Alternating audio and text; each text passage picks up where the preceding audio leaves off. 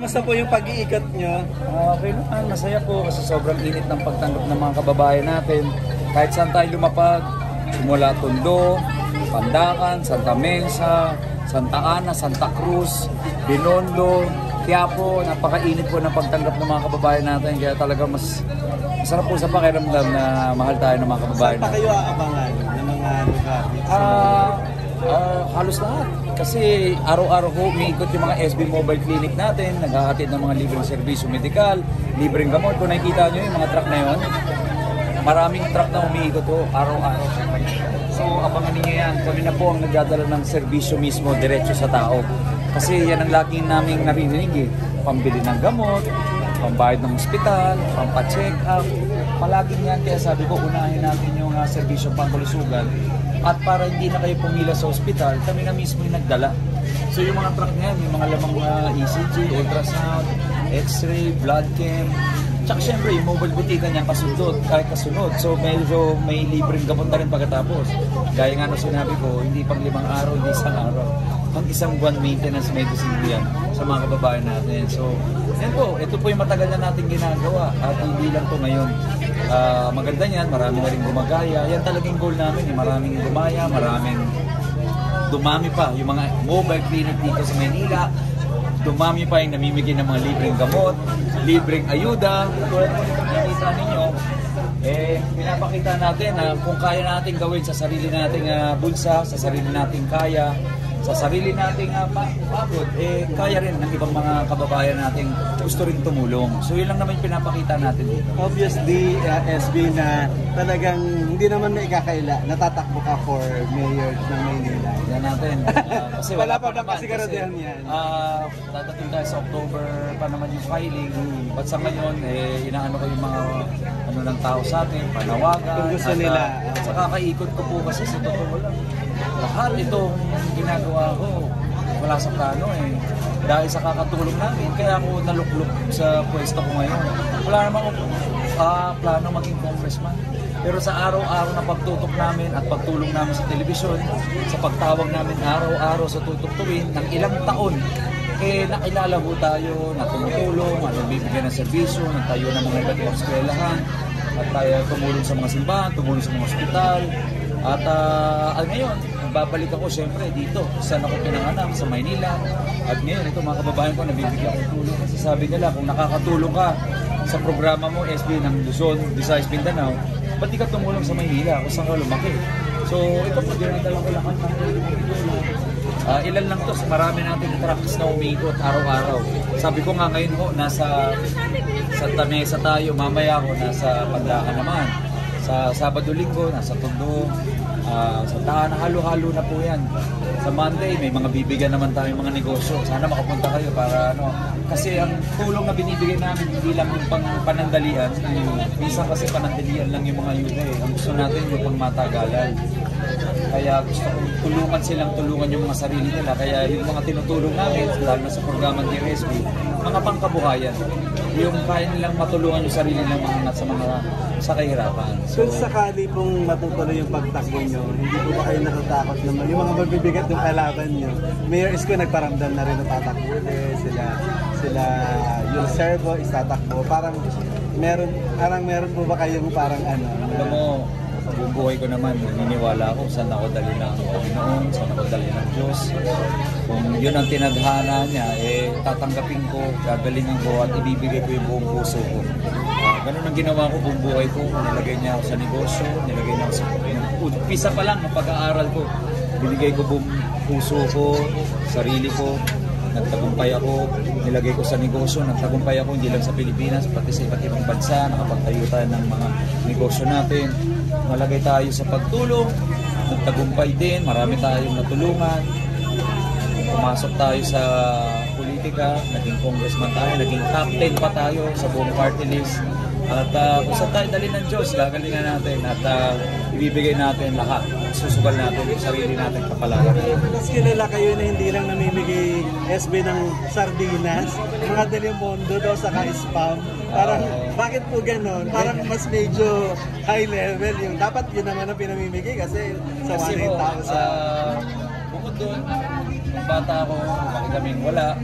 ito yung mga bagay na paborito ko, na gusto ko sanang maging ulam ng panahon na yun. Gusto ko maranasan din ng mga kababayan ko kung ano yung mga paborito ko, ano yung masarap. Kumbaga, pinapakita ko pantay-pantay kung ano nakakain ng mga may kaya. Siyempre, kailangan matikman nyo rin, lalo na sa mga panahon na sakuna, baka, at talagang panahon ng kahirapan. So, minsan ka na lang tutulong, bigyan mo na lahat. Diba? Para mas sa kanila yung tunay na tulong, hindi lang yung mabigyan lang. So, gusto kong ano sa kanila na hindi dapat tinitipid ang pagtulong. Pero bakit daw po sa iba, hindi Delimondo yung binigay? Hindi ko alam kung bakit gusto nilang bigay. Kasi ako, dahil nga na sinabi ko, gusto kong maging masaya, madagdagan yung saya nila kasi naghihirap na nga, naka-experience na nga sakuna, baka sa sunog ba, tapos sardinas pa rin, di ba? Pansit tagpag pa rin. So, binibigyan ko lang sila ng konting saya at ligaya na makakapagbigay pag-asa. Kasi ako, nung nabibigyan kami, nung wala kami, ang saya-saya ko eh. So sana maramdaman din nila yung saya na yun at balang araw, pag sila na rin yung may kakayanan tumulong, ganun din ang gawin nila sa kapwa. Kung sakali po bang matutuloy yung pagtakbo nyo, ano yung plano nyo sa Manila? Ano yung plano nyo personally sa Manila? Plano natin unang-una, libreng paggamot sa lahat ng ospital, libreng gamot sa lahat ng nangangailangan, libreng maintenance medicine sa lahat, pati sa mga senior citizens natin. Siyempre, yung allowance ng mga senior natin, number 1 priority yan. Times 4 natin gagawin yan. Mas marami pang tulong, puro serbisyo lang, puro serbisyo bibigay natin. Yung kayamanan na Maynila, bibigay natin yan sa mga kababayan natin. At marami pang iba na dedicated at talagang nakafocus ko sa tao, sa pangangailangan ng tao. Kabuhayan, sa pag-aaral, at hindi ko na ho pinapangako yan kasi ginagawa na ho natin. Kung kaya kong gawin sa sarili kong bulsa, what more pa kung pera na ng tao dapat yung matanggap nila. Gaano ka-supportive po sa inyo si Rian? Sila Kuya Will, dito sa campaign nyo na to? Unang-una, si Rian po sumasama sa lahat ng mga medical mission namin. Bumababayan, kahit saan lugar walang arte. Sa May Quiapo, sa Tondo, sa Sampaloc, lahat yan binabaanan ni Rian. Siya mismo yung kumakamay sa mga tao, kinakamusta sila, bibigay ng libreng gamot. So talagang full support po si Rian sa akin and I'm so grateful for that. Malamang ko siya. Siyempre si Kuya Will, ever since naman kasama ko sa pagtulong. Tawag namin, araw-araw na pagtawag namin sa Tutok to Win, sa television. Paon namin ginawa. Until now, ginagawa pa rin niya. Tuloy-tuloy yung pagtawag everyday. Financial na tulong yan mula sa sarili namin mga bulsa. So, tuloy-tuloy lang po. Sabi ko nga wala po akong pinapangako.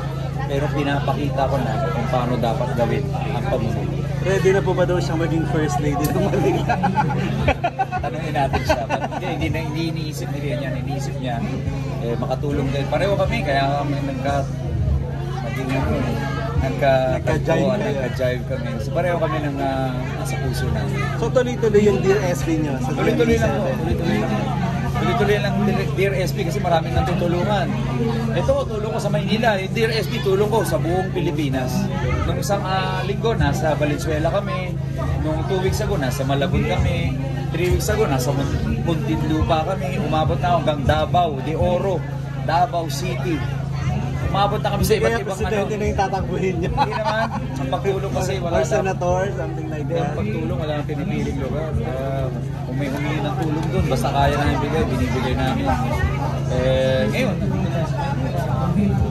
bigay natin. Number 1, na hinihiling nila sa akin, masarap na bigas. So, masarap po yan. Kasi alam nyo, hindi lang basta bigas. May bigas na yung ibang natatanggap nila, may mga bukbuk daw. So sabi ko, bibigyan ko kayo ng special sinandoming rice. Wow. Para matulungan na rin yung mga farmers natin sa Isabela. So lahat to, locally purchased, hindi in-import. Tutulungan na natin mga kababayan natin sa Maynila. Tutulungan pa natin mga farmers natin sa Isabela. So, nakatikim pa naman sa sarap na special sinandoming rice yung mga kababayan ko sa Maynila. Sige po, SB, please invite them kung saan pa kayo abangan sa Dear SB. Ako, gusto ko lang pasalamat po sa lahat ng mga kababayan ko sa Maynila na mainit yung pagtanggap tuwing bumababa kami. Huwag kayong mag-alala. tuloy-tuloy lang po ito. Tuloy-tuloy yung mga SB Mobile Clinic natin, tuloy-tuloy yung mga SB Mobile Butika, tuloy-tuloy po itong ayudang hindi tinipid. Lahat po yan tuloy-tuloy. At awa ng Diyos, mabigyan tayo ng pagkakataon. Magiging times 10, times 20, times 100 to 1,000 pa itong ginagawa natin. So, yun lang. Maraming salamat po sa inyo. Thank you po. Thank you. Ito yung nagbibigay sa akin ng lakas araw-araw. Kaya tuloy-tuloy yan hanggang kaya ko pong tumulong mula sa sarili nating bansa. Itutuloy-tuloy po natin yan sa buong Maynila. At syempre, pati na rin po sa ibang lugar. Higit sa inyo para po dito ngayon kayo sa Manila magbibigay ng servisyo? Ito naman po kasi iniikot natin eh. Sabi ko nga, naikot na natin iba't ibang mga lugar. Galing na tayo sa Santa Cruz, Santa Ana, Tondo, Santa Mesa. Ngayon po, nandito naman tayo sa Pandacan kasi po dahil sa programa nating DRSB na maraming natutulungan, Luzon, Visayas, Mindanao, ang dami na kung punta naman kayo sa Pandacan, punta naman kayo sa Malate, punta naman kayo sa Quiapo. So yan, mga pinuntahan na po natin. At ngayon, nandito ako sa Pandacan at sobrang saya ko kasi ibang klase yung pagtanggap nila sa akin dito.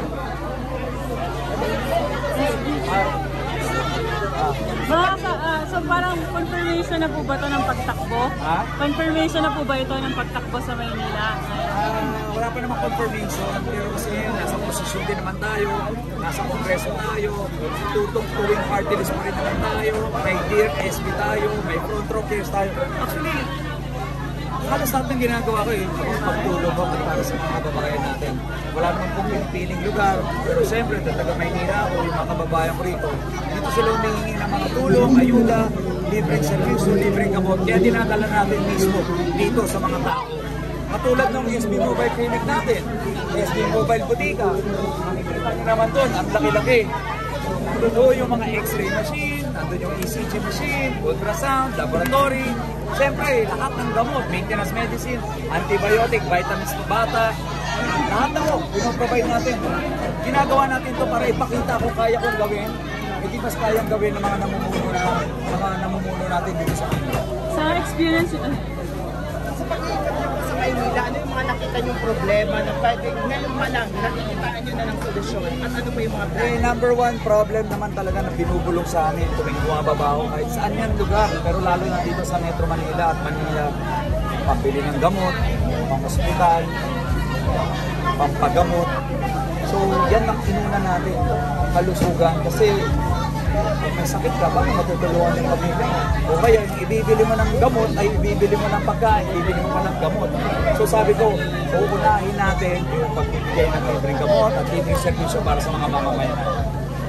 ano pong suporta na bibigay ni Rian sa mga ganitong effort? Sumasama siya, alam mo, pag may mga medical mission, sumama ka sa Quiapo, sa Tondo, sa Sampaloc, kasama ko rin sa mga baba na bibigay ko ng servisyo. Kaya masaya tayo na full support ko si Ms. Rian Rapisade. Sir Shab, what does she think of you if in case you run for office? Kasi full support naman po siya eh. Kasi naiintindihan na niya nasa puso ko.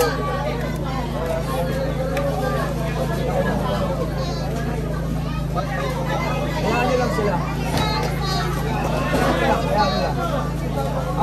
Full support naman siya. Wala naman siya na pinipiling lugar, basta makatulong kasi pareho kami na advocacy, magtulong. So tuloy-tuloy naman yung pagsama niya sa akin. Nung umpisa, ayaw niya ng politika.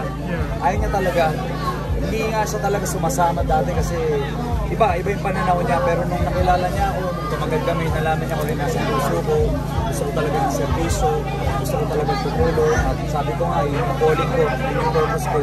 So sana mapagbigyan niya ako pang silbi. At yun, naintindihan niya ako. Sumama na rin siya at birthday so grateful to him. Anong birthday wish mo? Dito ka! Birthday wish ko,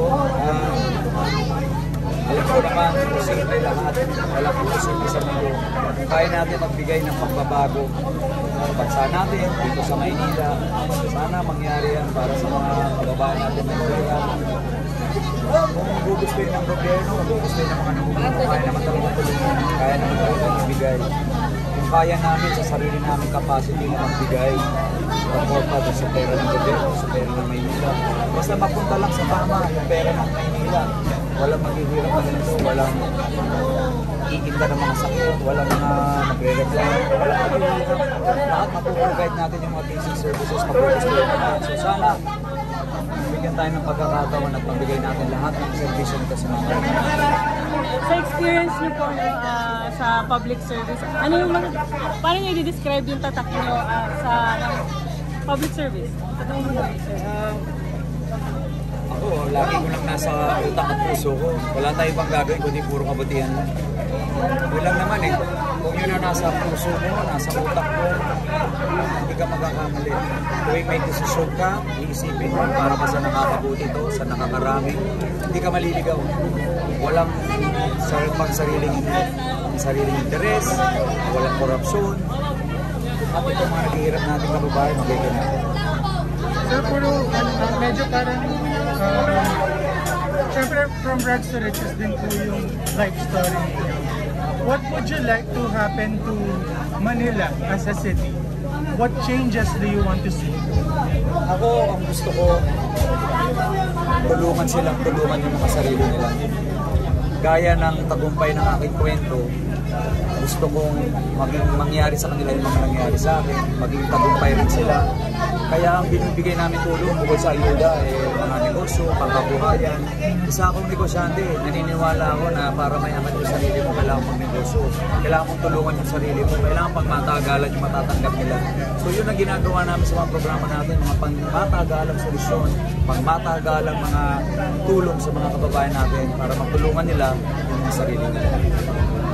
So pagpasok niyo po sa Manila, for sure makakaharap niyo po yung mga veterano na o kilalang politiko sa Manila. Tulad ni Yorme, Mayor Hani Lacani, ay ako na.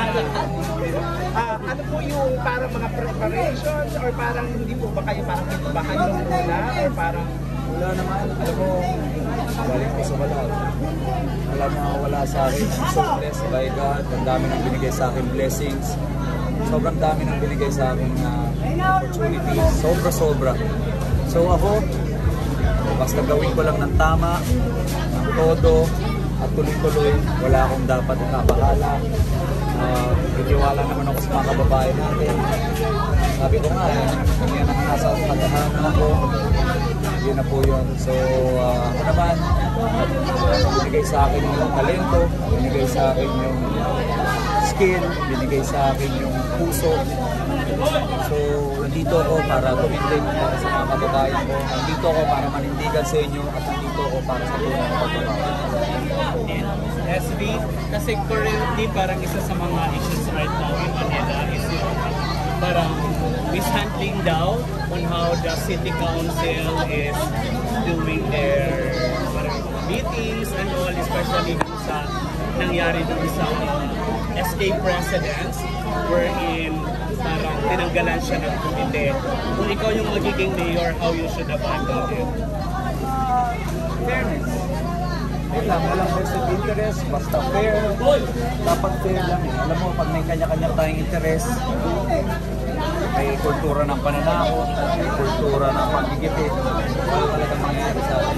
Yan ang kailangan mawala sa kultura ng Maynila, kultura ng politika rito sa Maynila, kultura ng pananakot, pagigipit, pag-iisa, panlalamang, korupsyon. Pag lahat po yan matanggal, makikinabang sa bayan. Feeling niyo po may SB kasi di ba like ngayon yung isa sa pinupukol kay Yorme is wala daw siyang utang na loob. Bakit siya bumabalik, ganyan. Sabi niya sila kuna na, ganyan. So ikaw ba, gano'n ka importante sa iyo ang utang na loob sa politika? As much as possible, ayaw natin na may utang na loob. Kaya nga lahat ng pinagasos sa sarili natin. Kasi pag kumanggap ka kung kani-kanino, talaga magkakaroon ka ng utang na loob. I'm blessed na may sarili tayong negosyo. Hindi ko kailangan i-negosyo yung City Hall, yung gobyerno. Ito mga to, tinutulong natin galing sa sarili natin bulsa. Ang importante ho, bukod sa sinasabi ko na loob, ay integridad at isang salita. Pag may integridad ka at isang salita, dapat tuparin mo at dapat tutuhanan mo. So ako, wala na ako pinapangako sa mga kababayan ko sa Maynila. Tagal ko na pong ginagawa at nakikita ko yung ginagawa ko. So, yun lang po. Maraming salamat.